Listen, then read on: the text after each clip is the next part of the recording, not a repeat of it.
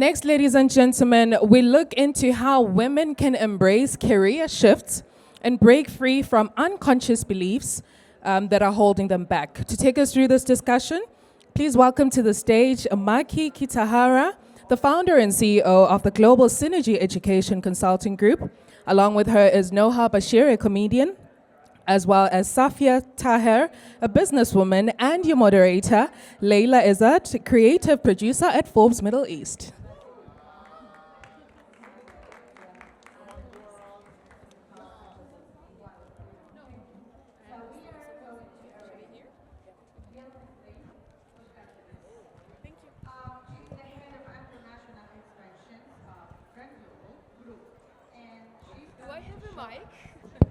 Hello. No, it's okay.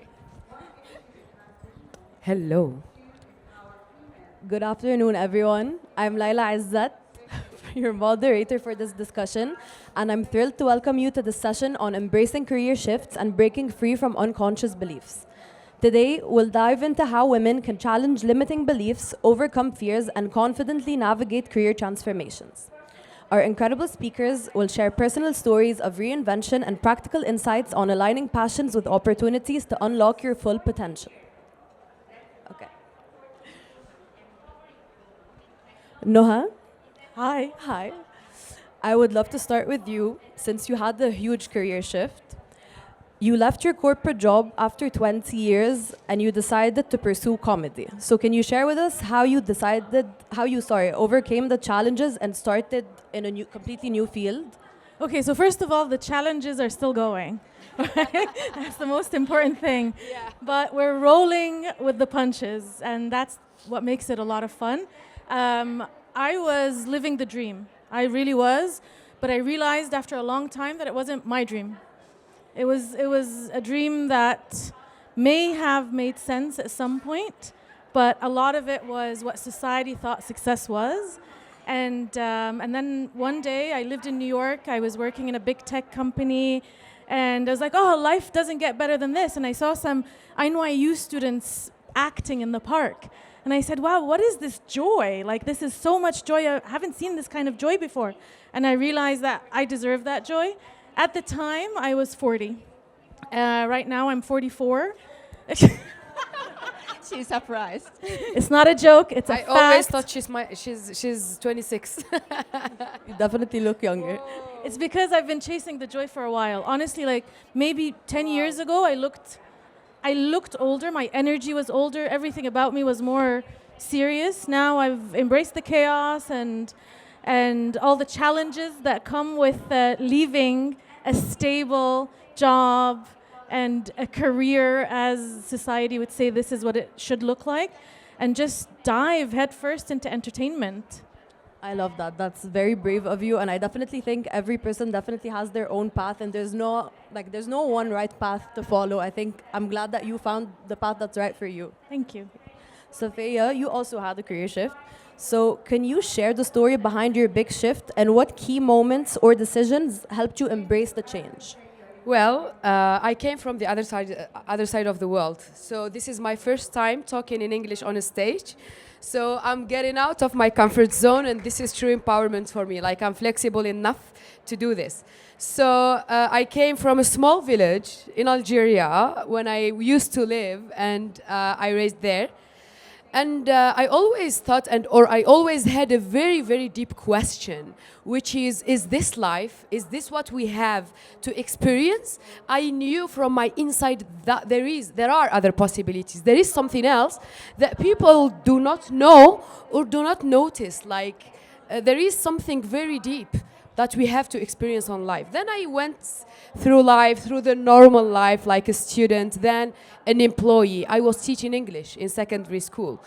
And then once I was like sitting with myself, I had a very, very, very big voice, which is your true voice. And when you own it, when you listen to this voice, things would definitely change. So when I was there sitting with my students teaching, I had this voice saying, you don't belong to here. You don't belong to here. You don't belong to here. And my head kept answering, so where am I going? Like, I don't have money. I will not have anything to survive. So, but there was a very big power pushing me away, like just go from here, go out from here. I went out. I went out from this job. My heart was saying, you're going there where you belong. And my mind kept doubting this. So what happened then, that I went through a very, very, very deep change or deep transformation where I lost everything and everyone. I didn't have the parents to support, a partner, friends, money to eat. Like there were nights I couldn't eat something, and I didn't have like 2 dirhams or 2 riyal to buy something to eat. And then I was like, Safia, either you keep going this way as a victim or you just own it all again. And then I was like, lahonu bas, this is the end. It was a very like big emotional state wherever you are in this state, things start to shift literally. So when I was in this state, lahonu bas, like this is the end of the victimhood.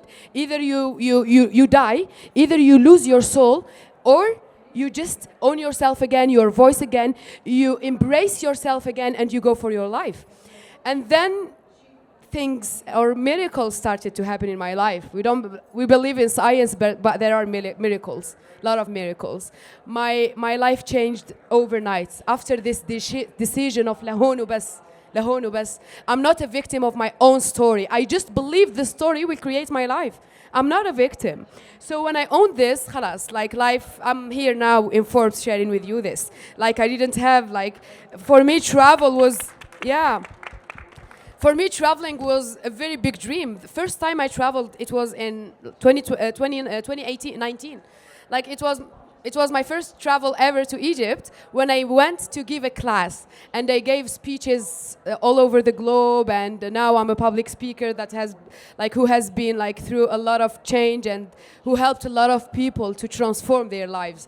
So this is for me is the biggest thing. Like I'm having a life with a meaning, and I want you and every one of you to have this life, to see or to embrace this beauty in you, to see the power you are, and to share it with others. Once you embrace this, you will get to share things with others. So this is the most important thing in life, like sharing. I'm here now to share. I'm here now to inspire. I'm here now to remind you of who you are, not to tell you like that. You're someone who does not have something, and I will show or I will bring it to you. No, you already have everything. You just gotta remember it. You just gotta remember who you are truly, because who you are inside is way different from what you think or the story you believed you are. So that's my story of change. That is very inspiring, Safia. Also, your English is perfect. You should speak more English on stage. Okay, thank you. Maki, Yeah.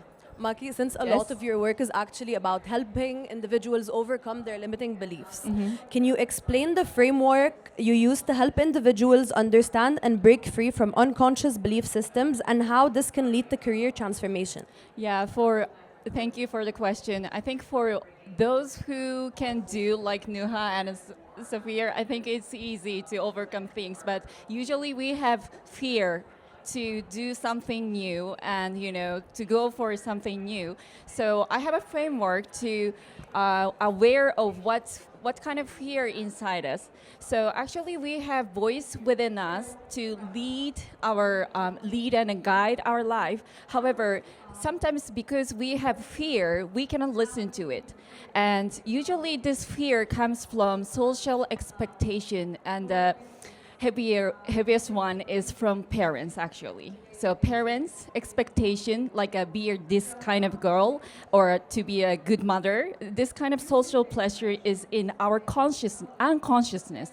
So it's really important to start with being aware of what's fear inside us, and we can transform it into what's really important for us. So I have a framework to kind of see what's important for me and for us in lives, and at the same time, what kind of fear we have. And it's really important to being aware what we have within us. Is a start point. Perfect. I feel like sometimes the biggest change you can make in your life is just a perspective shift. Nothing really has to actually change except for your perspective. So that's really beautiful. Noha, I want to go back to you. Since you had such a huge career shift and the shift you made is in a career that is not super conventional, which is comedy, can you share how others can identify and chase their passions later on in life, especially when considering an unconventional career path?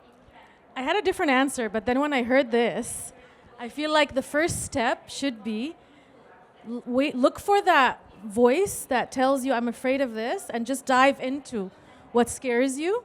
Just dive into it. And what's the worst that can happen? You're going to fail a bit, and then what? You'll have a little bit of fun doing it, right?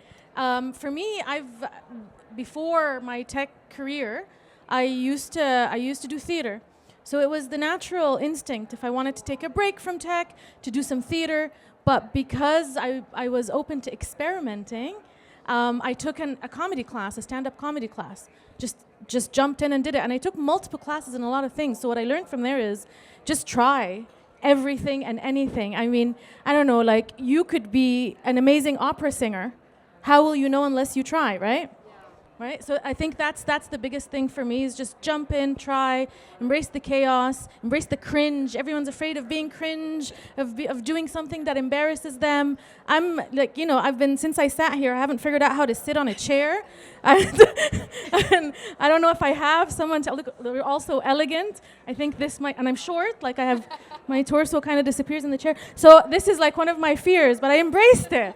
And I'm sitting here, I wouldn't dare cross my legs right now, but I'm trying. So thank you.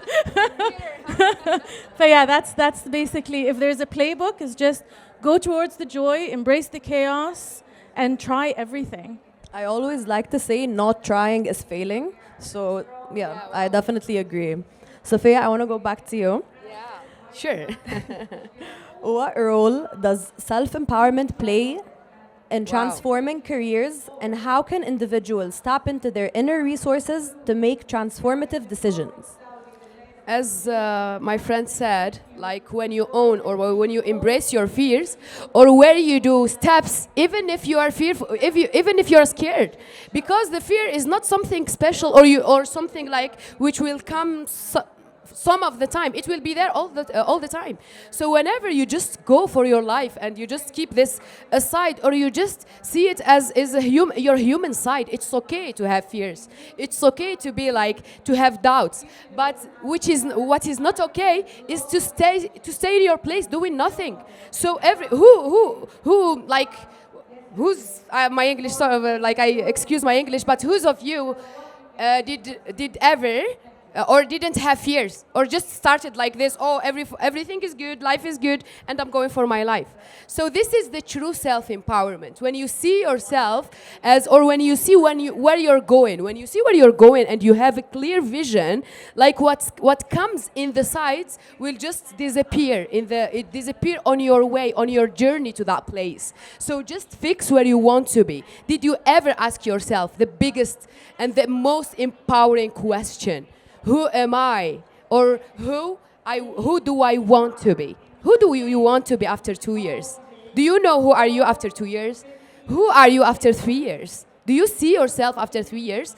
The most or the best version of you. You are already the best version now, but I want to see you in a better place. I want to see myself in a better place. Like having this, owning this, trying this, doing small steps, starting to do small steps to go to where you see yourself is the most important thing. The empowering thing as well is just to see the second question, please.